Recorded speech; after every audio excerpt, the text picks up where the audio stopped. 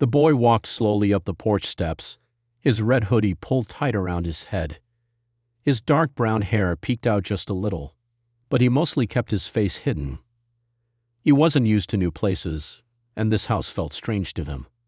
The sky was clear, but inside he felt a storm brewing in his chest. The man who opened the door smiled gently. He was wearing a sky-blue shirt, his dark blonde hair neatly combed. His eyes were calm but full of kindness. "Hey there," he said softly. "Welcome to your new home." The boy didn't say anything. He just looked down at the ground, feeling unsure. This was his new foster dad, the man who was supposed to take care of him now. But the boy had learned long ago not to trust easily. Words like family and love were heavy and complicated for him. The man stepped aside and gestured inside. "Come on in. Make yourself comfortable." Inside, the house smelled clean and warm. There were pictures on the wall, some of the man with other kids, some just happy moments caught in time. The boy glanced around but kept his hands stuffed in the pockets of his hoodie. For days, the man tried to reach out. He cooked meals, made sure the boy had everything he needed, and even bought his favorite snacks. But the boy stayed quiet, distant. He didn't cry, didn't laugh. He simply existed, like a shadow passing through the rooms. The man sat down across from him one afternoon, a soft light falling over his face. "You don't have to talk if you're not ready," he said. "But I want you to know I'm here. I'm not going anywhere." The boy looked up for a moment, then away again. His past was full of people who promised and left. Why would this be any different? Over time, the man went to school events, picked him up from friends' houses, helped with homework. He learned the boy liked drawing and kept a small sketchbook tucked away in his backpack. One night, the man found the sketchbook and saw drawings of families, some happy, some broken. "These are good," the man said one evening, showing the pages with a smile. The boy didn't respond at first, then quietly said, "They don't look like us." "Maybe not yet," the man said gently. "But there's still time." Still, the boy held tight to his belief that he owed no one anything. "You're not my real dad," he said one day, his voice low. The man didn't get angry or upset. He just nodded. "I know, but I'm here for you anyway." Sometimes the boy wondered if love was something only found in stories. The man showed it in small ways: a cup of hot chocolate after school, a hand on his shoulder when he was scared, a steady presence when things felt hard. And slowly, the boy began to see the difference between just having a roof over his head and having someone who truly cared. The walls around his heart were still there, but the man wasn't trying to break them down all at once. He was waiting patiently, letting the boy decide when to open the door. This was their beginning. A quiet story of two people from different worlds, learning what family could really mean. Days passed, and the boy stayed mostly quiet. The foster dad kept trying to build a routine that felt safe and normal. Every morning he would make breakfast and sit at the kitchen table wearing his sky-blue shirt, hoping the boy would join him. Sometimes the boy did. Other times, he ate alone in his room, his red hoodie still on.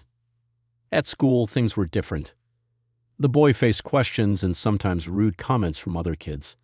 They noticed he didn't look like his foster dad. Sometimes they asked if he really belonged there, or worse, called him names. It hurt, but the boy didn't show it. The foster dad wanted to protect him from everything, but he knew he couldn't be there all the time. One afternoon, after a tough day at school, the boy came home silent and tense. The man waited quietly as the boy sat on the couch, hands clenched tight. "Do you want to talk about what happened?" the man asked softly. The boy shook his head, looking down. "It's nothing," he said. The man didn't push. He just sat beside him and handed him a glass of water. "Sometimes it helps to say what's on your mind," he said. "You don't have to say it if you're not ready, but I'm here." The boy looked at him for a moment. It was strange. The man didn't ask why he was angry or try to fix things. He just stayed. At school, the boy worked hard to stay out of trouble. He didn't want more attention or questions. The foster dad helped by checking in every day after school, asking about his classes and friends. Slowly, the boy started to feel that maybe someone cared more than he thought. One evening, the man came home with tickets to a basketball game. He showed them to the boy and said, "Thought we could go together. What do you say?" The boy hesitated but then nodded at the game. Surrounded by cheering fans, something inside him shifted. The man laughed and clapped loudly, his joy real and easy. The boy smiled a little too, feeling like he belonged in that moment. Back home, the boy kept his distance but less rigidly. The foster dad didn't demand affection or calls him dad. He just showed up every day, steady and patient. One night, after dinner, the boy pulled out his sketchbook again. The foster dad noticed the drawings were more hopeful. Families holding hands, children playing. "These look different," the man said. "You're getting better at showing how you feel." The boy shrugged. "It's easier here," he admitted quietly. The man smiled. "I'm glad." He wanted the boy to know that family wasn't about blood or money. It was about trust, respect, and being there when it mattered most. The boy's words, "I don't owe him anything," still floated between them sometimes, but the meaning was changing. Maybe it wasn't about owing. Maybe it was about choosing to stay. The foster dad never stopped trying, never gave up hope. He knew it would take time. And the boy, in his own way, was learning that family could be made, not just born into. And so, their story kept moving forward. Two people learning to trust, heal, and find their own kind of family. The boy's days at school were often difficult. Some students whispered about him, and others stared because he didn't look like the white foster dad who took care of him. The questions were sometimes loud, sometimes quiet, but always there. "Is he really your dad?" some asked. Others said things that made the boy's chest tighten, but he rarely answered. The foster dad noticed the boy's struggle. He tried to talk to him gently about it one afternoon after school. They sat in the living room, the man in his usual sky blue shirt, the boy still wearing his red hoodie, but a little more relaxed.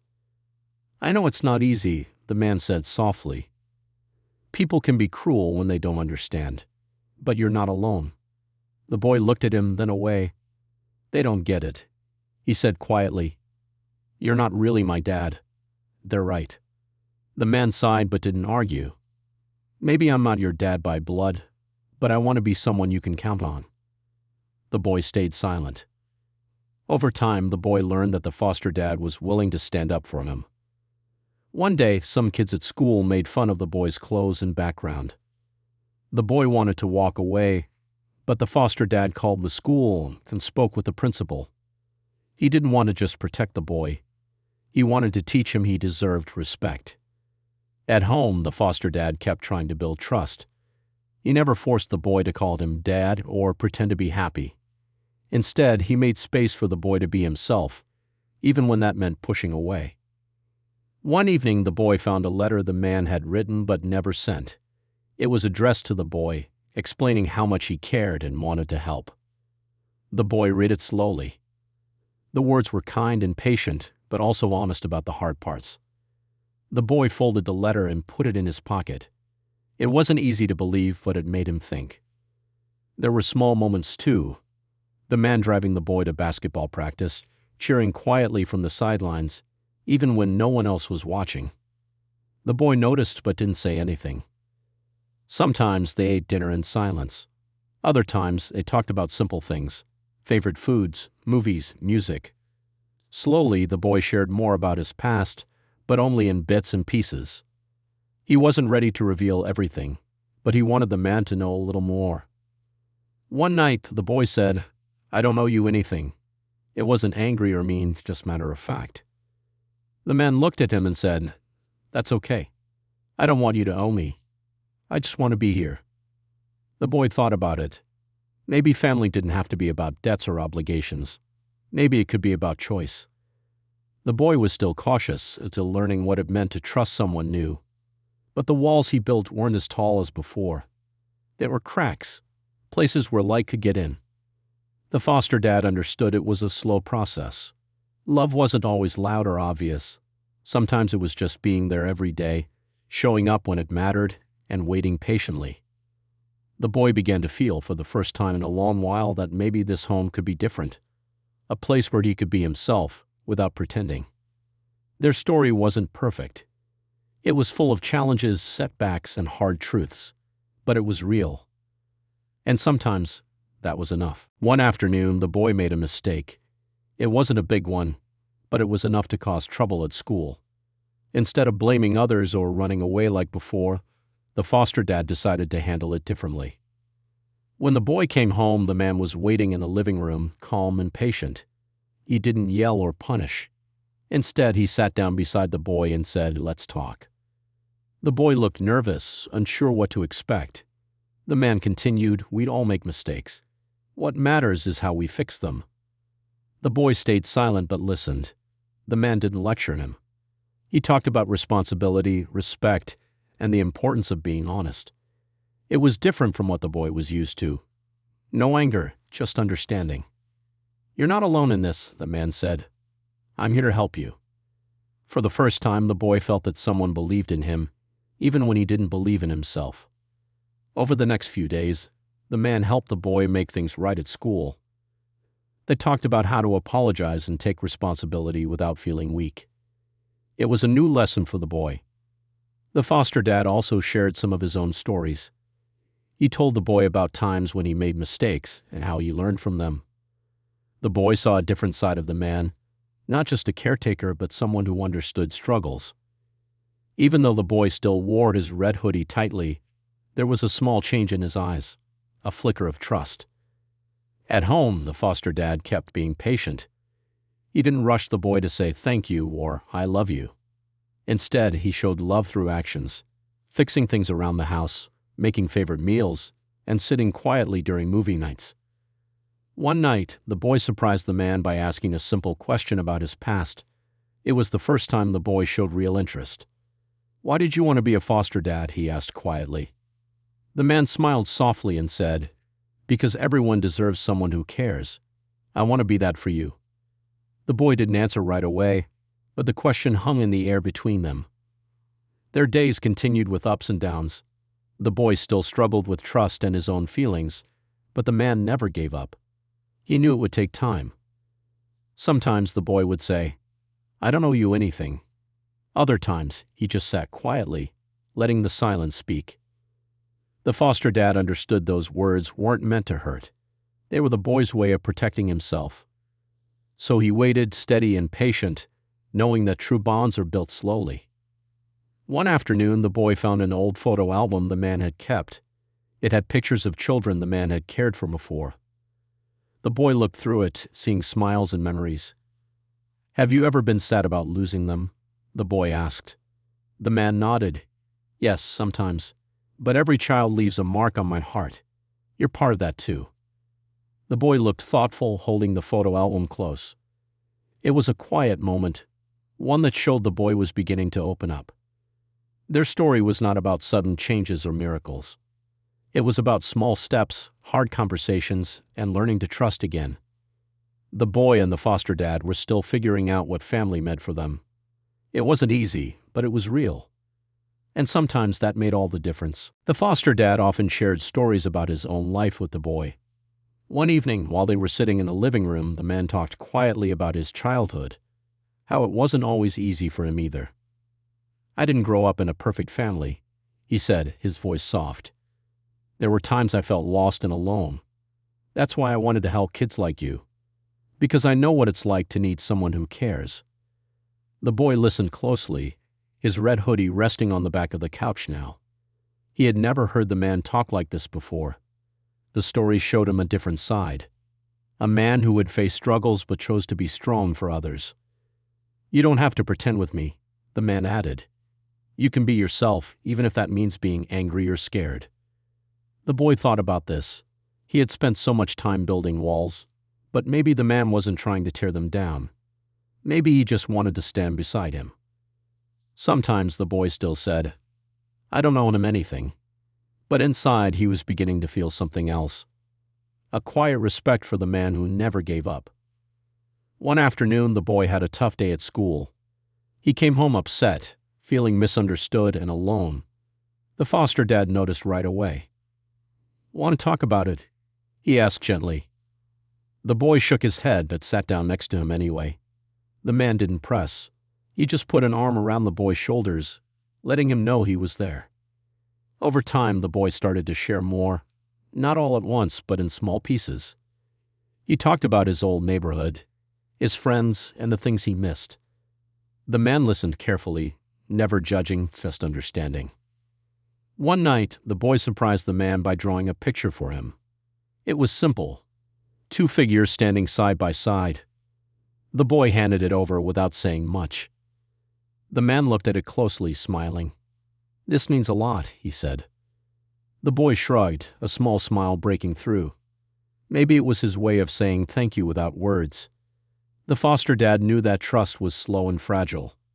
He didn't expect big changes overnight. Instead, he celebrated the small victories, a shared laugh, a quiet moment, or a simple drawing. He wanted the boy to know that family was not about blood or obligation. It was about choosing to be there, through good times and bad. The boy still wore his red hoodie, sometimes still kept some distance, but the warmth in his eyes was new, a sign that maybe, just maybe, he was starting to believe in something different. Their journey was far from over and challenges remained, but the bond between them was growing stronger. And that was something worth holding on to. One afternoon, the boy was at school when some kids started making fun of him again. This time, they were louder and crueler than before. They laughed about how he lived with a white foster dad and called him names that cut deep. The boy wanted to ignore them, but the words stuck in his mind like a heavy weight. When he got home, the foster dad saw something was wrong right away. The boy sat silently on the couch, his red hoodie pulled up, hiding his face. "Do you want to talk about it?" the man asked gently. The boy shook his head but didn't say anything. The foster dad didn't push.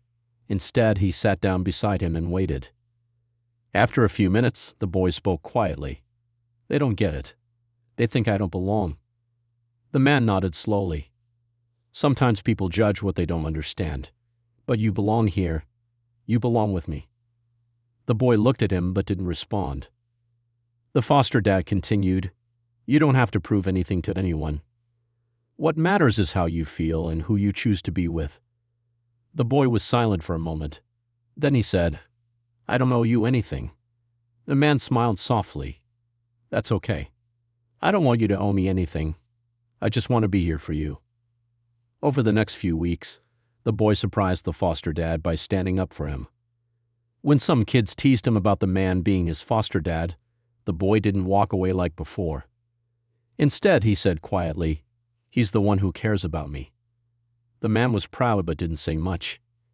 He knew the boy was still learning, still figuring out what family meant.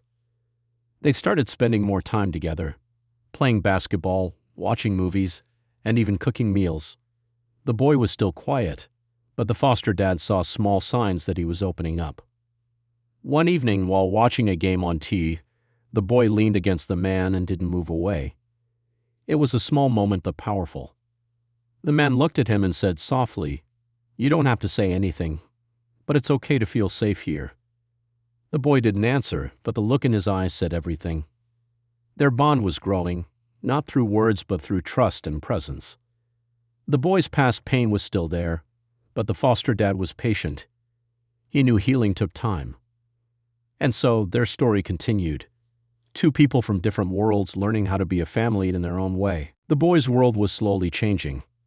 He had spent so long feeling like an outsider, but little by little, the foster dad was becoming someone important in his life.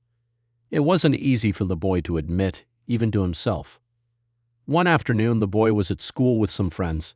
They talked about the foster dad. Some joked, some were curious. The boy didn't usually say much, but that day, when one friend teased him about having a white foster dad, he surprised everyone. "He's not just some stranger," the boy said quietly. "He's the only one who really cares." The friends looked at him with new eyes. The boy didn't explain more, but those words showed a change. When he came home, the foster dad noticed something different in the boy's attitude. He was less guarded, more willing to share small things about his day. One evening, the boy and the man were sitting outside under the stars. The boy asked a question that caught the man off guard. "Did you ever want to give up on me?" the boy asked. The man smiled gently. "No. I knew it would be hard, But I never stopped believing in you." The boy looked away but didn't say anything. Over time, the boy began to open up more. He talked about his dreams, the things he wanted to do. The foster dad listened carefully and encouraged him. "You can do anything you want," the man said. "I'll be here to help." The boy still wore his red hoodie sometimes, but the walls around his heart were softer.